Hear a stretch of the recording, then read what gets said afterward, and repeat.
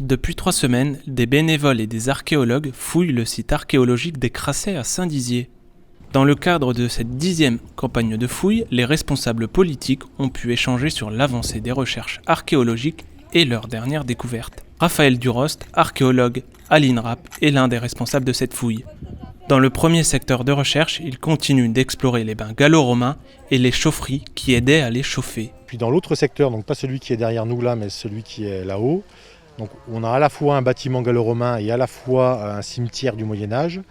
Et là, on continue à trouver toujours autant de sépultures et de vestiges romains. Et puis on a la période entre les deux, donc la période mérovingienne, dont on a compris enfin la façon dont ils occupaient le site. C'est-à-dire qu'il y avait un petit édifice, une petite construction en pierre qui a l'air liée à la nécropole. Donc c'est pas un bâtiment dans lequel on habitait, mais c'est un bâtiment qui est lié au cimetière. Donc soit c'est une petite église, mais ça on y croit moyennement, soit c'est une petite chapelle qui est faite pour abriter la tombe de gens privilégiés qui étaient importants pour la communauté.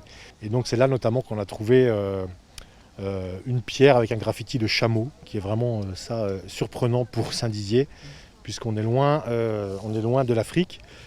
Sans aucun doute, c'est la première représentation de chameau de toute la Haute-Marne, ça ne fait aucun doute. Même s'il est très naïf comme dessin, c'est aussi un dessin où il est reconnaissable immédiatement. Ce site n'est pas comme les autres puisqu'il est différent. Ainsi, il n'est pas menacé par des travaux, c'est un site fouillé pour le plaisir et pour répondre à des questions que les archéologues se posent.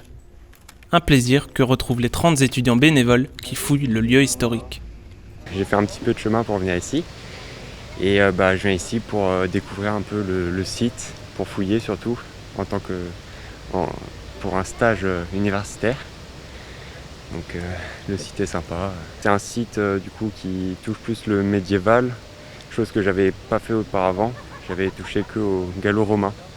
Donc ça change un peu, ça fait du bien pour découvrir un peu les autres aspects du métier. C'est le site, l'histoire du site en général qui est intéressant, cette continuité entre l'Antiquité et le médiéval. Enfin, on apprend tous les jours ici, donc c'est vraiment cool. Les bénévoles s'attellent à découvrir de nouveaux objets pendant une durée de 7 semaines, et ce, jusqu'au vendredi 9 juillet. Mais avant, venez découvrir dès ce week-end les journées européennes de l'archéologie sur le site. Dès 9h, les bénévoles feront découvrir l'avancée de leur fouille.